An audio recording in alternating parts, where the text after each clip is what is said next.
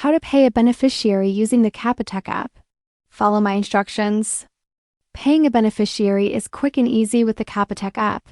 Whether it's a friend, family member, or business, you can transfer money in minutes. Here's how to do it step by step. First, open the Capitec app on your phone. Log in using your PIN or biometric authentication.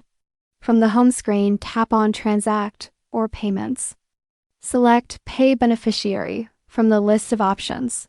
Choose the beneficiary you've already added or tap Add Beneficiary to create a new one. If adding a new one, enter their account number, bank, and reference details. Once the beneficiary is selected, type in the amount you want to send. Review all payment details carefully to make sure they're correct. Tap Next or Continue to proceed. You'll be asked to confirm the payment using your PIN or app confirmation method. After confirmation, the payment will be processed instantly or within a few hours. You'll see a transaction receipt on your screen. That's how to pay a beneficiary using the Capitec app quickly and securely.